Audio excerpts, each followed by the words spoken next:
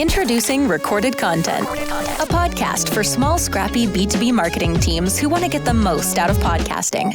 In each episode, we capture stories from industry experts and podcasters. Listen in and uncover what it takes to launch, run, and grow a successful B2B podcast. Check out and subscribe to the show on Spotify, Apple, or wherever you listen to your favorite shows. Let's jump in. Hi, this is Tristan.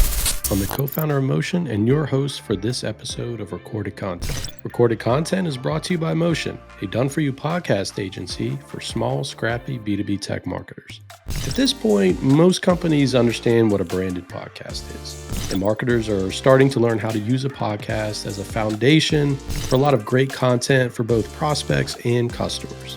But a normal public podcast isn't the only way to connect with your audience. This notion of private podcasts is growing. And today, I have a private podcasting pioneer on the show. In this episode, I have a conversation with Jason Su Hoy, the CEO of Supercast.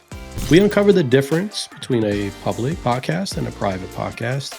And then we discuss how a private podcast can help build a more intimate relationship with your customers.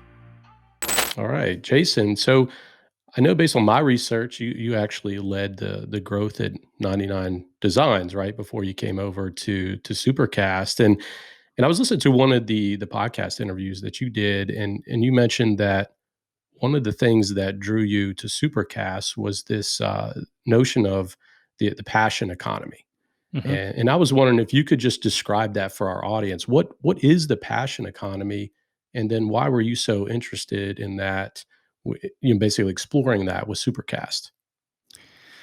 Yeah, great question. So that's right. I had been early employee at 99 Designs, a startup that was born in Melbourne, Australia. This accent is actually from New Zealand, but I found myself over the ditch over in Australia. Yeah. And I joined 99 Designs as an early employee and an executive within that business, COO. And what we created there is basically a community of graphic designers, over 1.6 million creators, graphic designers, creative professionals all around the world who wanted to earn more money from their skills and to be connected with clients who might need logos, t-shirts, websites, all manner of things designed. And so we built this thriving marketplace for creators. And so off the back of that 10-year journey, I've been helping creators, get paid and earn more money from their craft through the power of the internet. And then towards the end of that journey, I read a piece by someone by the name of Lee Jin, who at the time was working for Andreessen Horowitz, a popular VC here in Silicon Valley, and it was entitled The Passion Economy. And it was this idea that within this segment of the creator economy, there was this transition happening, and where creators could go from getting paid purely, on a project basis or on a fixed hourly rate basis for something like graphic design, in the world that I had been creating at 99 Designs, to getting paid for their ability to build an audience and for their ability to create ongoing value in their audience's lives, whether it be YouTube videos or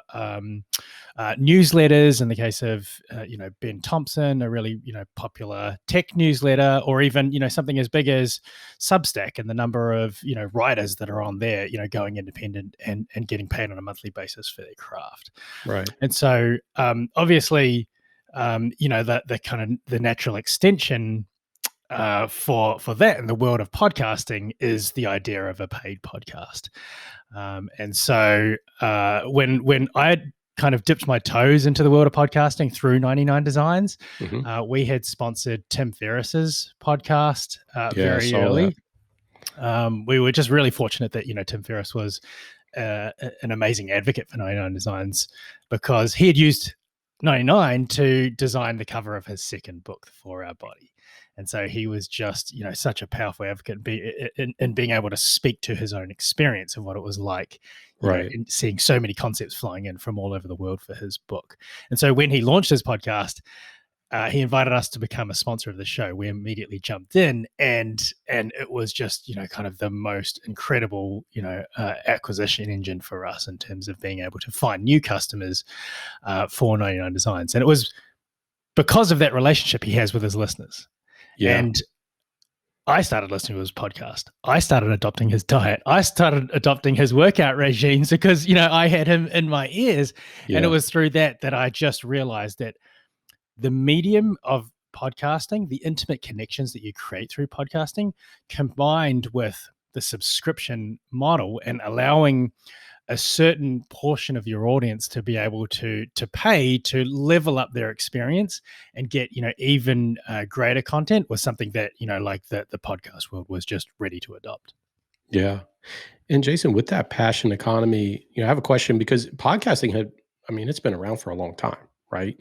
So can you talk about this opportunity that exists in maybe the gap that exists, right, with podcasting on the public RSS feed versus what Supercast is trying to fill on the private side? Like what is that gap right now, and how are you filling it? Yeah. So, I guess the way, if you look at monetization and generally how monetization evolves in a particular medium over time, it just over time you start to see more and more ways for creators within a particular space, a particular medium, to be able to earn money from their craft. So if we all kind of like rewind to the internet in the 1990s, for example, like it was all the same thing. It was all these ugly banners, like kind of the most creative of them were like shoot the monkey, like style stuff that And would just. I'm old enough to remember that stuff too. Exactly. That they were just like trying everything they could to capture our attention within this like rectangular block, or in a lot of cases, a lot of rectangular blocks, within the context of our monitors.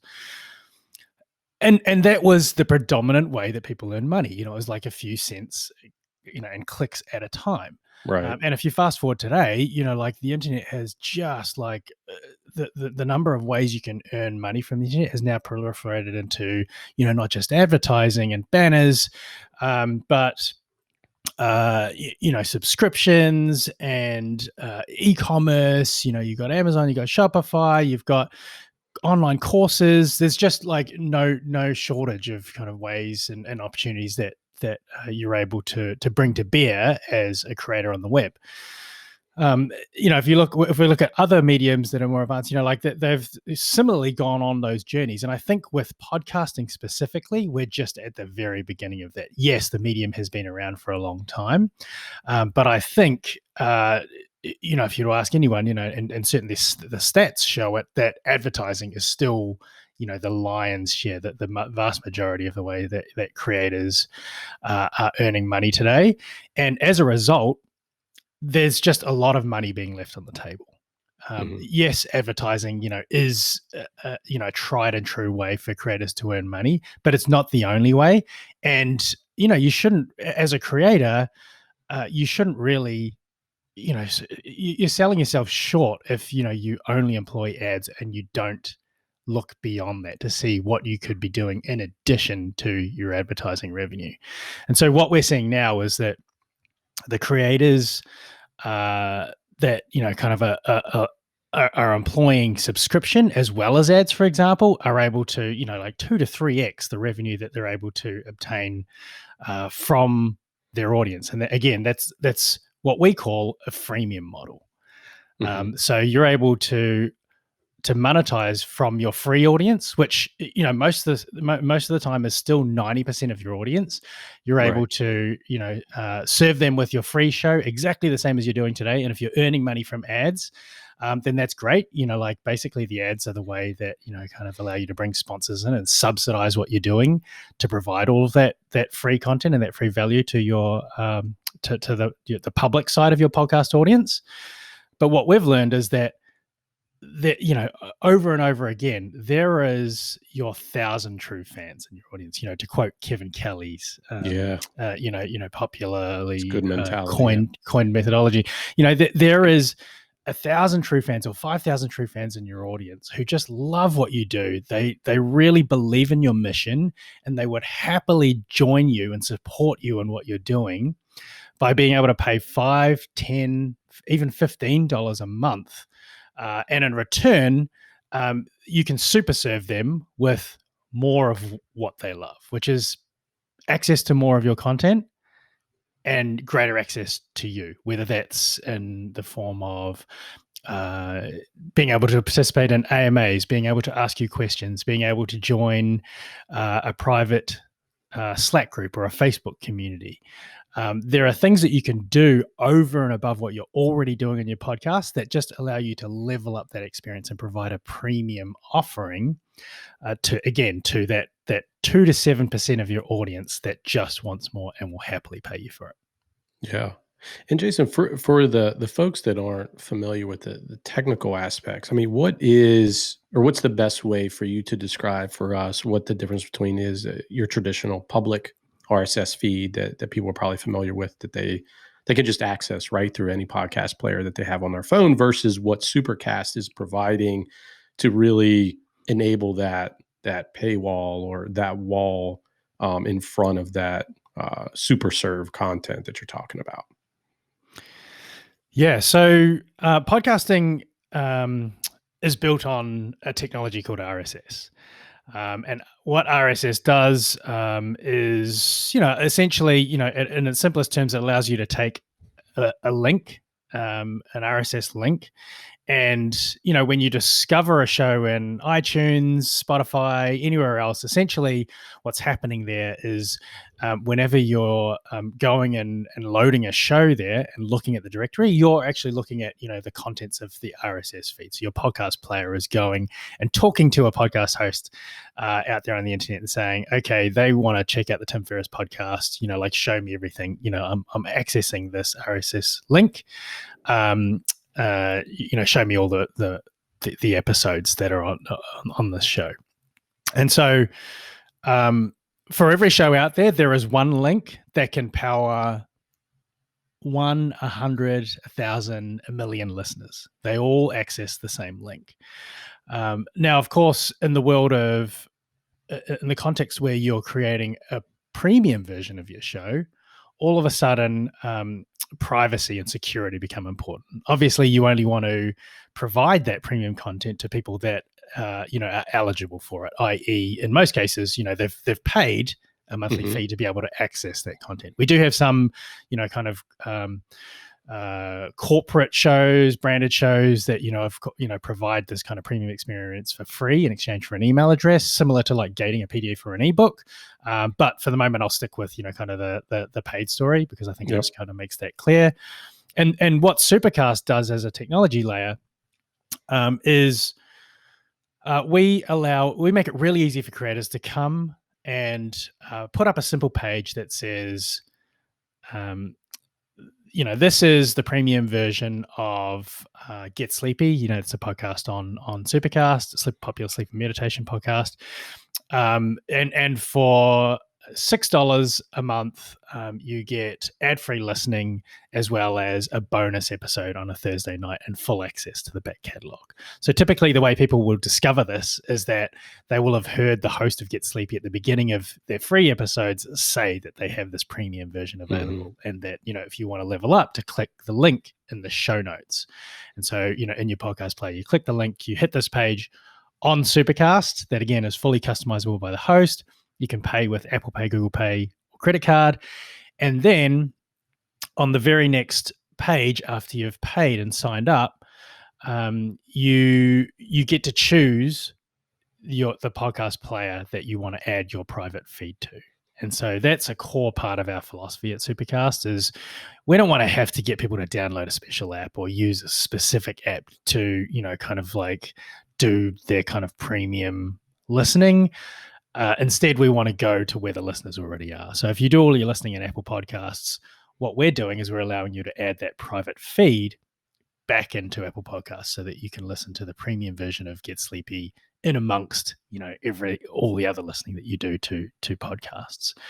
And so, to get to your question about the technology side, what that means is if Get Sleepy has 1,000 paying subscribers to the premium version of their show, Supercast actually creates 1,000 unique RSS feeds. So we're using the same technology, but we're doing it in a different way, such that we're able to provide a range of benefits to the creator and guarantee the security that their premium content won't be leaked on the internet. And so just to put that in real terms, what that means is, Tristan, if you signed up for Get Sleepy today and then deliberately or inadvertently you shared that feed on Reddit, our systems would automatically detect that your feed has been accessed in suspicious ways, too many IP addresses, too many downloads in a short period of time, and we could lock down your feed automatically without affecting any other premium subscribers. The other 999 feeds would function exactly the same way, and wouldn't be compromised as a result of your activity. Secondly, because we have a one-to-one relationship with listeners and their feeds, we can actually the host can actually see what episodes you've engaged with, on a personal basis. And you from an analytics point of view, that richness is just something that is impossible in the world of public podcasting, of course, because you've got one feed powering 1 million listeners. You can't tell what each individual is listening to as you can with Supercast, where each feed correlates to one specific person. And so what that means is that you really get great resolution when it comes to your premium episodes and being able to see what content is resonating with what parts of your audience, what listeners, and then being able to produce more of the content that's doing well, or being able to just follow up in a marketing sense. Maybe you've got a branded podcast and this is kind of like part of your nurture process for kind of warming up prospects to buying your product. In those cases, if you have a specific episode and you can see who is tuning into those episodes, then that gives you an opportunity to say, okay, this person's clearly interested in in exploring a solution around that particular topic, and maybe that's an opportunity for the sales team to be able to reach out. And then thirdly, the other benefit of having individual private RSS links is that we're able to tailor the content to the individual subscriber who's signing up. And we were chatting just before, Tristan. You were sharing that you'd gone and signed up for Supercast, our own podcast. That's right. And seen the very first episode says, "Welcome, Tristan. Yeah. Thanks for being a premium subscriber." And we can inject your name into the title of the episode. You will of course click it because it's got your name in it. And then, you hear a welcome message because we know it's, like the first time you're accessing your feed. And so we just think that's, really powerful. Rather than coming in at episode number 367 or whatever is kind of the last thing published, we're able to really take podcasting to new places and provide that tailored experience where, as a member, we know when you first signed up, welcome you in. We know when your credit card bounces, so so we can, crack a joke, and say, well, you might want to go check your credit card statement and maybe, go and cancel Netflix or, some other subscription. Right. And similarly, if somebody unsubscribes and decides, they're, they don't, they've kind of reached their budget for subscriptions and want to take a break, then that's cool. We can be gracious about thanking them for their support and then go and ask them to resubscribe to the free feed. So there's lots of cool stuff that, kind of this technology is enabling. Yeah, and I'm going to dive a little deeper into Supercasters, and because I wanted to try it myself and see how it worked before we came on the show. So I have some questions around that, but you started to get into this the concept of how a company can use this. We started earlier talking about the passion economy, right, and how creators can get more value or basically build that recurring revenue stream from their talents versus just on an advertising model. So how can a company use a private podcast, obviously you're using it at Supercast. You have this tier that I'm not paying for, but it is a different tier, a private tier. But how are you seeing some other branded shows creatively using this, free public model, but then also having this private piece behind the wall that they're giving extra value to their audience? So a range of different scenarios, and so maybe like I'll just speak to some of the examples that we've got. So Brevin Howard, like one of the biggest kind of asset management companies in the world. They came to us, and employ Supercast as a way to communicate with their investor base. So I think podcasting is great in that it just has wide penetration, and so what that means is that you can know in a lot of cases that people are already familiar with podcasts, and that they probably already have a podcast player which they listen to other things on. And so by creating your own branded podcast or private podcast, you get an opportunity to essentially bring them behind the curtain, so to speak, and to be able to really go behind the brochureware that's on your website, that's in your marketing materials, and so on, and really give them access into the heads of the leaders within your organization, and help them understand what makes you tick as a company, what your values are, and so that's the experience that Brevin Howard wanted to create. And so the first couple of episodes they had their a range of kind of leaders speaking to their investor base, but then also to potential prospects. And so they had a separate version of that. In Supercast, you can manage multiple versions of shows, where prospects could also come in and listen to certain episodes and get a taste of the people behind Brevin Howard. And in a slightly different case, Beyond Insurance, fourth largest insurance network in North America, wanted to communicate and provide a mechanism for their network of insurance agents to be able to get access to learning and knowledge, and kind of continuing education from the team at Beyond Insurance. And so again, it's this beautiful scenario where you've got this distributed network of agents, and you could think it could be, in this case it's insurance agents, but you could just as easily see that it would have application for franchises, for mortgage agents, for real estate agents, for example. Where you've got people that aren't necessarily 100% within your corporate kind of control, but nevertheless you want to kind of be able to reach and bring into the fold. And so what they did is, again, they created this podcast where they were able to distribute it to their network of agents, and then use it as a mechanism to be able to keep in touch with them on a weekly and a monthly basis. Yes, it sounds like that. That's a scenario where if you have, like you mentioned, sales on one side, like if you have a very large distributed sales team and you want to share some of this common core knowledge, right? This is a great intimate way to do that, where you're not providing this information to the public. It is behind this private piece, right? That's right. But it is some way to, I guess maybe the best way to describe it is scale a more intimate message.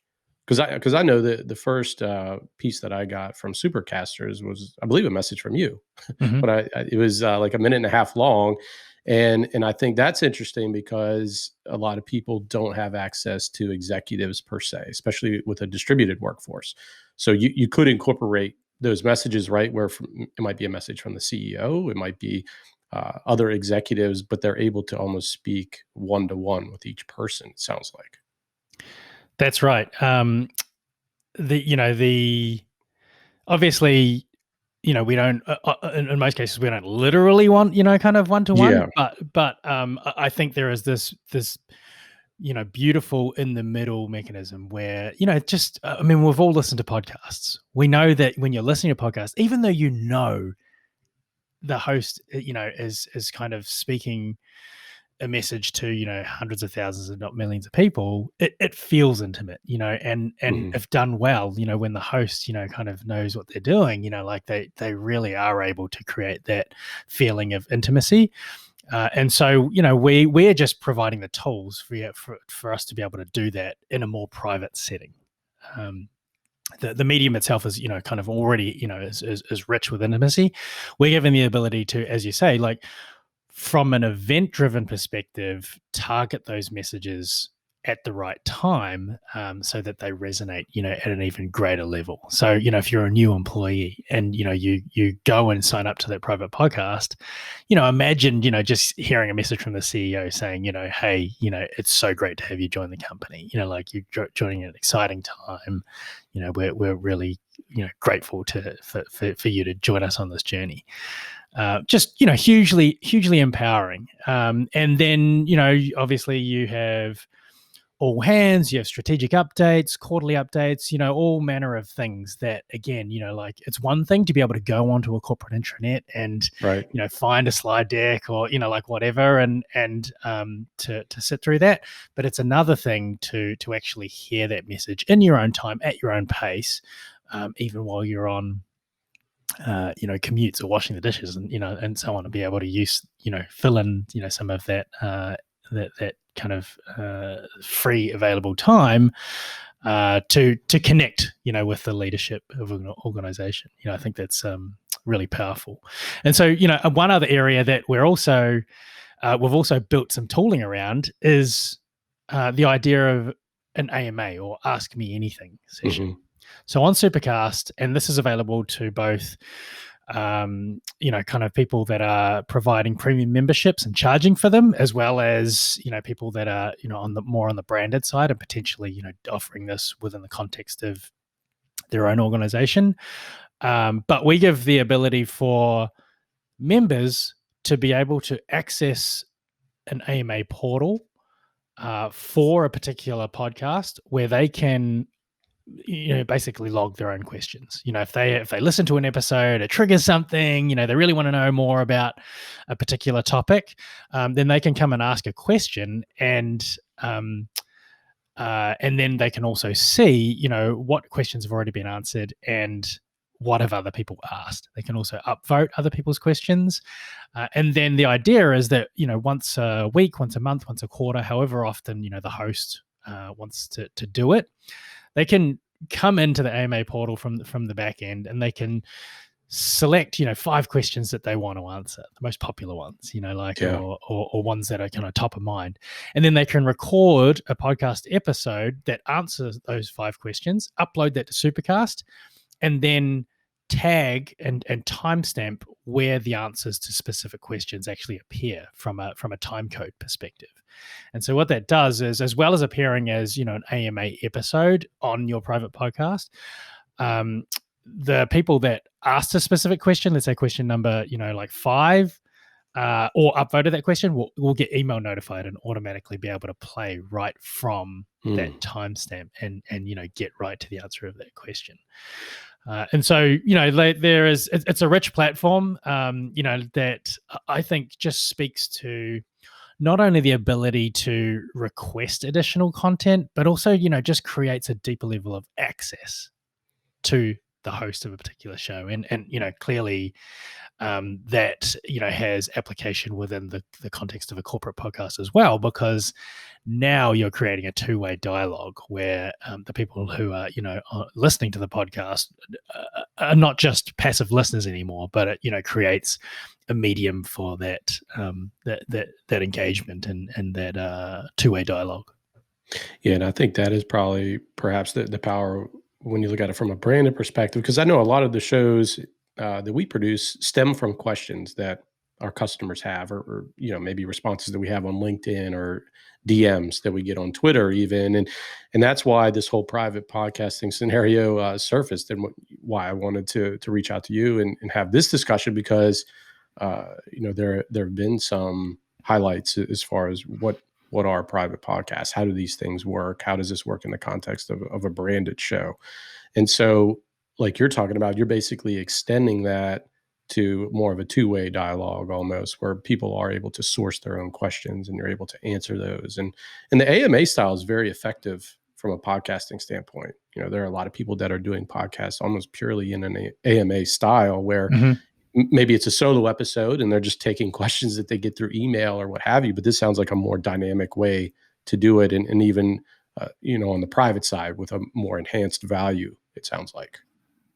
That's right. And we built out the platform, because we kept seeing it as a recurring benefit that creators wanted to offer.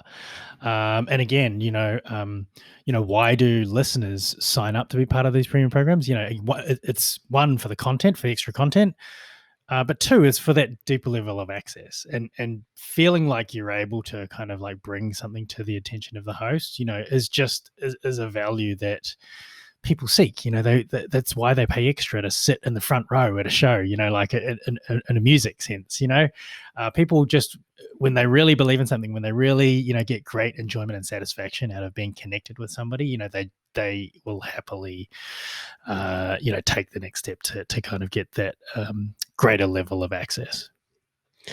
And Jason, with the folks that are using Supercast, what are some of the challenges folks might have when they do turn on this private side? Like what have you seen maybe with people when they do that transition, right? When they're going from that public advertising model, but they have a shift in mindset. What are some of the things that you see from customers, questions that you all get? Yeah. So we are still in the early phase of adoption, for subscription podcasting. And so, it's rapidly evolving. I'll tell you that, there've been surveys done, and not by Supercast, but, by the likes of, Variety and, other independent outlets that have indicated that, 19.7 million, or, roughly 20% of US podcast listeners have already paid for a podcast in some shape or form. And whether that be, one-off donations or, something like a Supercast where it's more of a monthly form of support. But nevertheless, from a creator's point of view, again, advertising is what they know. Like if they're big enough, if they're fortunate enough to be able to, attract the attention of advertisers, then advertising is the easy thing to reach for. And subscription is new. And so the most common thing is, oh, look, I've already got, a pretty significant ad revenue stream. Mm-hmm. I wouldn't want to start from scratch again. Yes, I hate dealing with advertisers. It is, I would love to be able to like ditch that whole model, but I don't want to have to start from scratch in building up a subscription revenue base. And the answer there is that that's just a preconception. Actually, the two work beautifully well together. You don't have to give up ads to be able to turn on subscription because of the reason that we kind of like talked about earlier, where this is a ad-free model, right? Yeah. Exactly right. Yeah. This is a freemium model. You can monetize both sides, both the free, the kind of 90% of your audience that just wants to continue listening to the show that you already have, as well as being able to super serve the 10%, the 5 to 10% that wants, kind of more access to you. So that's kind of an easy one for us to get over. And like you just said, the presence of ads actually creates, value on the premium side for the people that, just hate listening to ads and just, are sick of having to, fast forward, the first 5 minutes to get through them all. That's right. That if you have enough ads, strangely, it creates value for people to pay for a subscription and get rid of them. But, that's not where that is a baseline level of value, but, that's not where we would encourage people to stop in terms of providing value to their premium subset. And so, that's another, objection, is kind of, we get from customers is kind of like, well, what should I provide? If I'm going to create a premium subscription, what should I provide and how much should I charge for it? They're just kind of like new to thinking about this. It's really like spinning up like almost a new line of business for your business entity.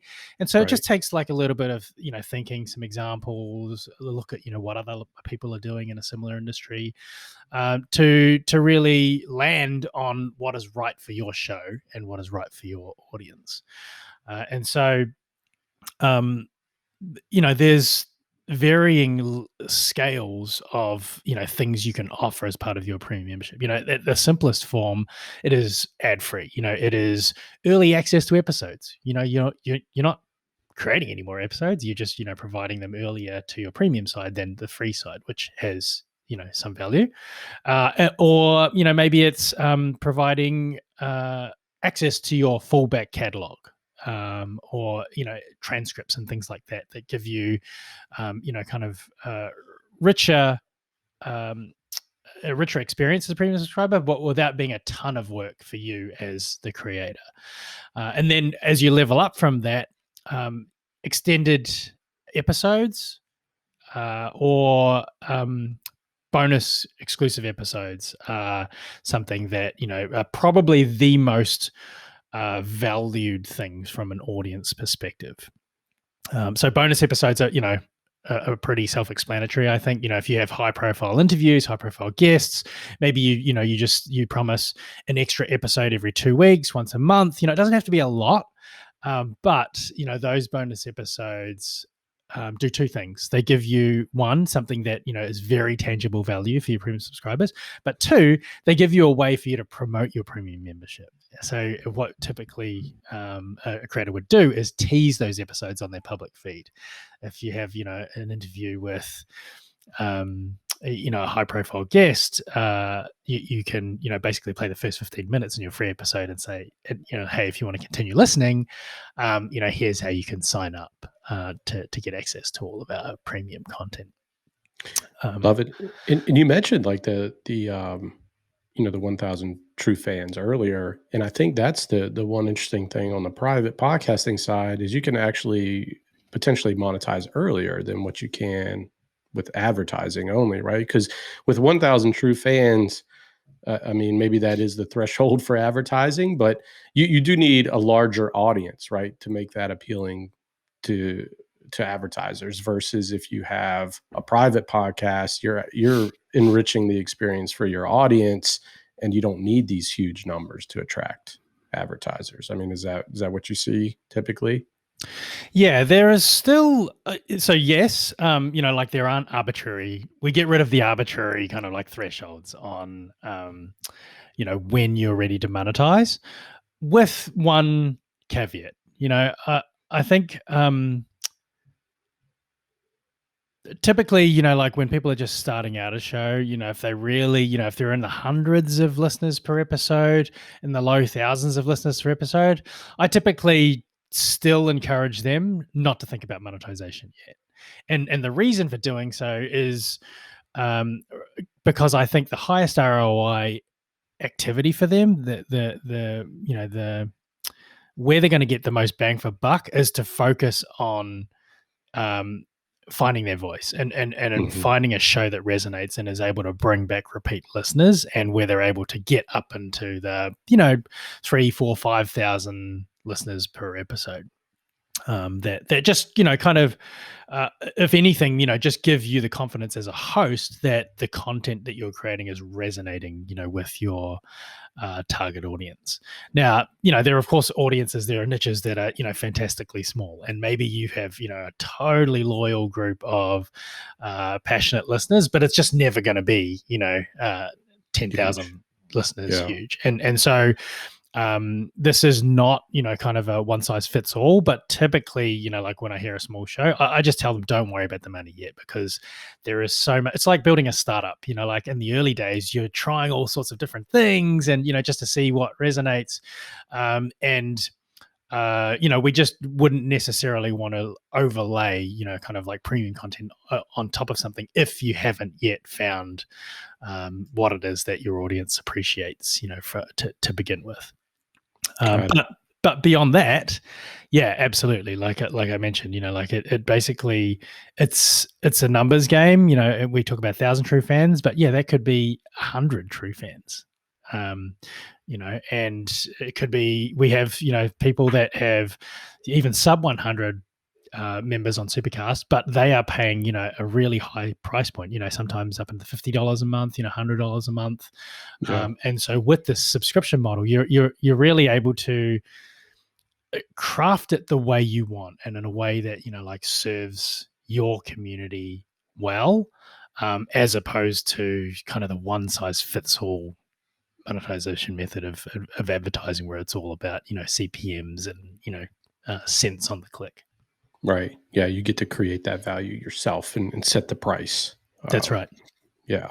And Jason, you mentioned this will be how we'll I guess you mentioned we're at the beginning of the private podcasting space, right? There's, things are moving quickly. So I'll leave you with this. Like, what is something that is really on the horizon with Supercast? I mean, you mentioned that you've built in the AMA piece in largely a response to, some feedback from the audience. What are some of the things that you have in the pipeline that people can look forward to?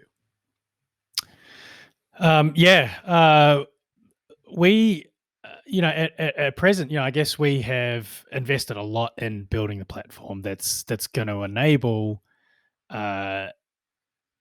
independent creators, branded shows, even podcast networks to be able to directly monetize from their audience. So whether that is like bringing a single show to Supercast and creating membership tiers and being able to monetize one audience, to being able to bring a network of shows over to Supercast and bundle together, let's say 6 podcasts and charge $5 for one podcast or $9 for access to all 6 podcasts. And you can pick and choose as a subscriber like which shows you want to add to your podcast player.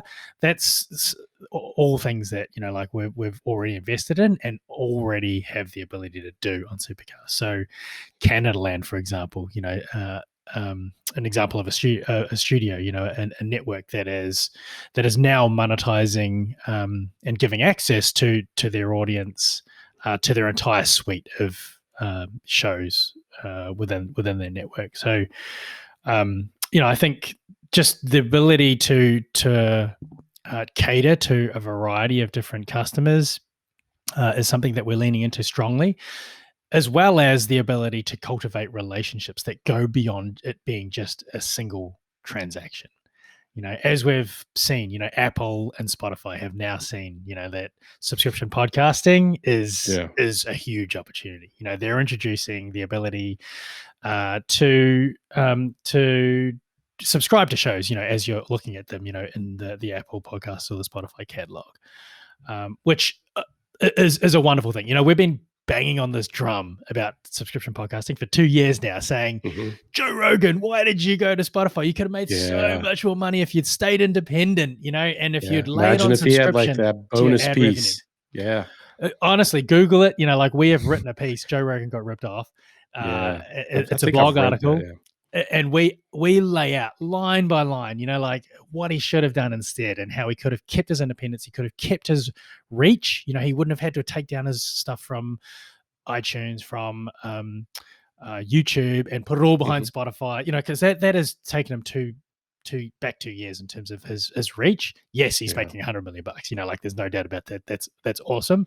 But actually, when you look at the numbers, when you add up his ad revenue and his YouTube ad revenue, and then overlay, just at industry standard subscription numbers, what he could have made with something like Supercast, it's over $100 million a year without all of the downsides. So nevertheless, like subscription is coming in a big way, because Spotify and Apple are now dipping their toe in the water. It transforms what is going to be normal within the world of podcasting. From a creator's perspective, the conversation is quickly shifting from like, what is the subscription thing? Like, does that mean I have to kill ads, et cetera, to, Mm-hmm. oh, how do I embrace subscription? Because otherwise, other shows are going to be tapping into this and they're going to have, kind of greater funding that they're able to access that I'm not, and I'm going to be leaving all this value untapped within my audience. Similarly, on the listener side, I mentioned that 20%, have already paid in some form. That is going to go, that is going to go up in a significant way, because listeners are now going to be trained and taught that actually the content that they're listening to has a premium version. They're going to hear this, from and more of their favorite shows, that there is a way to get access to content, and that you're able to pay a monthly fee to be able to access that. And so this idea that we've had for such a long time that podcasts are and should be free, we're very quickly going to move beyond that. Yeah. And so I think there's just, we're now arriving at this time where the number of dollars that are going to be flowing into podcasts are going to rise dramatically, and not on a one-off basis, but on a kind of a recurring basis, which is great for creators. It's incredible for creators, and we're going to have this diversification of revenue streams that's just going to make for a much more healthy ecosystem for medium shows, large shows, the whole gambit.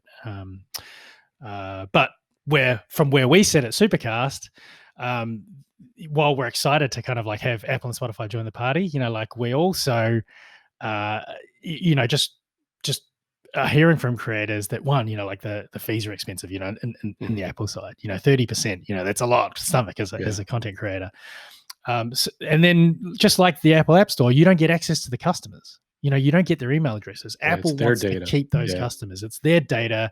You won't be able to email them. You won't be able to do things like AMAs. It's very, very transactional, which personally, I just think, kind of goes against what podcasting is all about. Again, we have leaned into, deepening that access, and to providing things like AMAs, and to like giving, and with Supercast, our whole philosophy is they're your customers. We want it to be all about your brand as a creator. Mm-hmm. And it's your Stripe account that money's going into. You can export your email list at any time, and do with it, whatever you please. And so we are taking the opposite approach to the likes of Apple and Spotify, and really allowing creators to build their own castle. And ultimately, when creators are successful, we will be successful, and kind of that's what's at the core of our DNA. Love it, Jason. Well, thanks for the breakdown. I mean, private podcasting on the branded side is a somewhat new concept, and I've seen a lot of movement in this area. So it was good to have you on today. And where can people go to learn more and see exciting articles like the piece you did on Joe Rogan? Like, where can people find out more about you and Supercast? So supercast.com, that's, where you can find about what we do. There is a blog there that, has some thought-provoking content pieces.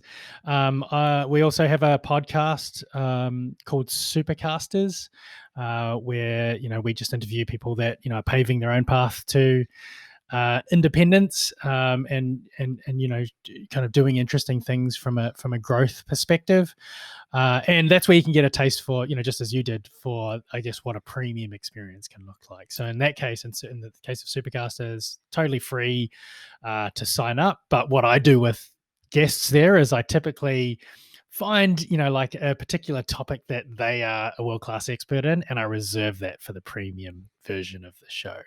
And so it's free to sign up for the premium version. But again, what it means is that for every episode that I do, just to give people a taste of how easy it is to, as a listener, to sign up for Supercast, you have to go and become a premium member to get access to that bonus content. All right. Awesome. Yeah. And I'm looking forward to, checking more episodes out myself. I appreciate it. Well, Jason, thanks again for coming on Recorded Content today. Of course. Been a pleasure.